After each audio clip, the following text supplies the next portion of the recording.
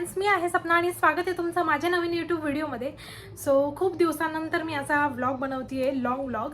कारण खूप गॅप झालेला आहे 2 महिन्यानंतर. आणि मी तुम्हाला सांगितलं पण होतं की मी शॉर्ट व्हिडिओ टाकायला सुरुवात करणार आहे. लॉंगपेक्षा ते बेटर राहील, कारण मला थोडेसे सबस्क्रायबर जास्त गेन करायचे होते. मी कशी ग्रोथ केलेली आहे, कसं काय केलेलं आहे हे मी तुम्हाला पुढे सांगेलच. मी आता नगरला पण जाऊन आलेली आहे, कारण माझ्या पप्पांचं ऑपरेशन होतं, हर्नियाचं ऑपरेशन होतं. कारण त्यांनी मला अर्जंटली बोलून घेतलेलं होतं. आणि लिटरली आहे ना, हे असं म्हणजे काही लक्षात पण नव्हतं कधी जाणं होईल का नाही. कारण मी वर्षातून 2 किंवा 3 वेळाच जात असते, एक तर दिवाळीला आणि आमच्या इथे महालक्ष्मी असतात तेव्हाच. आणि असं आधीमध्ये कधी जात नाही, लईत लई एखाद्या वेळी, नाहीतर मग असं कधीच जात नाही मी एवढं. पण मग त्यांनी सांगितलं की त्यांना असं थोडंसं होतं आहे काहीतरी, नाही का, गाठ आलेली होती पायाला. तर मग त्यांनी मला असं सांगितलं आणि म्हटलं की ठीक आहे, नाही का. तर मग आम्ही 2 महिने काही एवढं लक्ष दिलं नाही, त्यांनी पण दिलं नाही, मी पण दिलं नाही. मग मी म्हटलं की ठीक आहे भाऊ, नाही का, काही हरकत नाही आहे एवढं ह्याच्यामध्ये.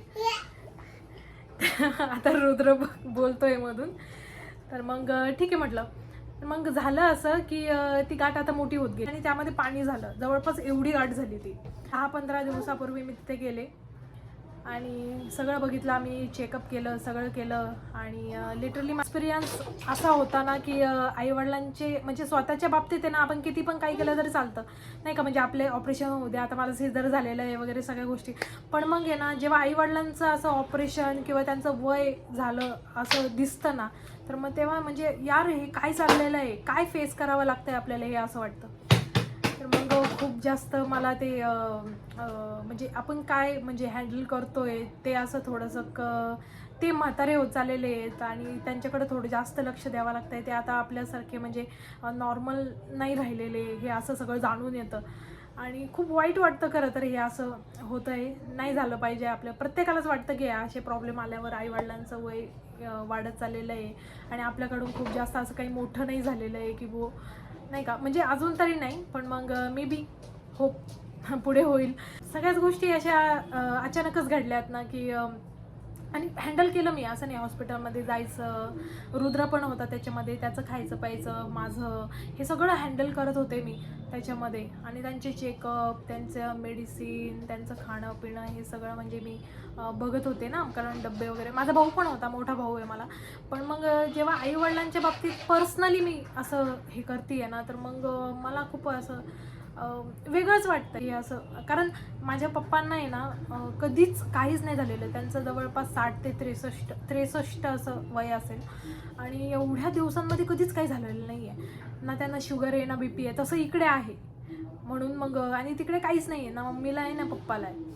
पण मग हे असं झालं आणि मग जावं लागलं मला. आणि त्यामुळे मग ते पण दिवस गेले आणि म्हणून मी आता शॉर्ट्स पण टाकत नव्हते मध्ये आणि लॉंग व्हिडिओ पण टाकत नव्हते. त्यांना म्हणजे असं वर्किंग जास्त आहे, काम, माणूस असं कामात राहतो. म्हणजे हालचाल वगैरे एकदम आहे, व्यवस्थित आहे, नाही का. खाणं पिणं एकदम छान आहे.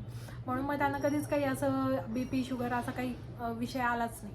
म्हणून मग, आणि त्यामुळे त्यांची तब्येत पण चांगली आहे. कारण माणसाचं शरीर जर मूव्ह करत राहिलं तर मग ते चांगलं असतं असं मला वाटतं. आणि म्हणून मग तुम्ही पण तुमच्या आईवडिलांची काळजी घ्या. सध्या तरी आता मी जवळपास एक वीक झाला असेल की मी आली आहे इकडे. सगळं मॅनेज होतं आहे आणि त्यांचं ऑपरेशन एकदम सक्सेसफुली देवाच्या कृपेने एकदम छान झालं, व्यवस्थित झालं. कारण आमच्या इथे कधीच कोणाचं ऑपरेशन झालेलं नाही आहे, म्हणून ते पण घाबरत होते की कसं असेल, काय असेल. त्यांना कधीच काही केलेलं नाही आहे, अगदी सलाईनसुद्धा लावलेली नाही आहे त्यांनी कधी, म्हणून. आणि मी पण लावलेली नव्हती. मी पण आहे ना, आमच्या इथे कधीच काही झालेलं नाही आहे असं की खूप जास्त आजारी आहेत, असं कधीच झालेलं नाही. आणि हे फर्स्ट टाईम आहे की पप्पांचं ऑपरेशन झालेलं आहे. ही खूप मोठी गोष्ट आहे माझ्यासाठी आणि हे मी कधीच फेस केलेलं नव्हतं. स्वतःच्या बाबतीत पण मी आता प्रेग्नन्सी होती म्हणून मग मी फेस केलं, नाही तर मी पहिल्यांदा सलाईनसुद्धा रुद्रच्या वेळी घेतलेली आहे आणि ते पण एकदम 15-20 सलाईन. मला पण ते विशेष वाटतं की कसं मी हँडल केलं आहे आणि त्या फेजमधून गेली आहे. सो हे सगळं होतं आणि देवाच्या कृपेने आता ते एकदम व्यवस्थित आहेत. सो अजून एक अपडेट आहे, कारण 21 दिवसांसाठी मी आता व्हिडिओज टाकणार आहे याच्या पुढचे. आणि त्याच्यामध्ये मी पूर्ण 21 दिवसांसाठी सकाळी 5:30 वाजता उठणार आहे किंवा 5 वाजता, जसं जमेल तसं. पण मग 5:30पर्यंत मी उठून जाणार आहे. त्यानंतर वर्कआउट, माझा डाएट, अजून घरचं किंवा माझी पर्सनल लाईफ, हे सगळं मी शेअर करेल आणि ट्राय करेल की मी रोज रोज टाकेल. आणि या सगळ्या गोष्टी मी तुम्हाला दाखवणार आहे. आणि यापुढेच लवकरात लवकर असे ब्लॉग्स येतीलच, मे बी याच्या पुढचेच. आणि लवकरच मी स्टार्ट करणार आहे. याच्यामधून तुम्हाला पण कळेल की मी माझी प्रेग्नन्सी माझी मेंटेन, म्हणजे कोणी म्हणणार पण नाही की मला आता बेबी आहे, मग ही जी पर्सनॅलिटी आहे ही कशी मेंटेन करते, हे सगळ्या गोष्टी मी तुम्हाला दाखवेल. आणि कसं मी प्रोटीन इंटेक करते, कसा वर्कआउट करते, वेट लॉस करायचं असेल, फॅट लॉस करायचं असेल. ॲक्च्युली आहे ना माझं काय आहे की माझं खूप जास्त पोट नाही आहे, पण मग मला जसं फ्लॅट पाहिजे ना पहिल्यासारखं, ते तसं करायचं आहे. आणि थोडंसं हेल्दी मी लाईफ करायचा विचार करते आहे. सो त्याकरता हे व्हिडिओज राहणार आहे. सो सगळ्यांनी माझे व्हिडिओज बघा, सबस्क्राईब करा माझ्या चॅनलला. असं वाटतं की असे व्हिडिओज टाकले ना तुम्हाला पण खूप जास्त फायद्याचं ठरेल. जसं की मी फिटनेस ट्रेनर आहे, तुम्हाला माहिती आहे, तर मग या सगळ्या गोष्टी तुम्हाला पण उपयोगात येतील.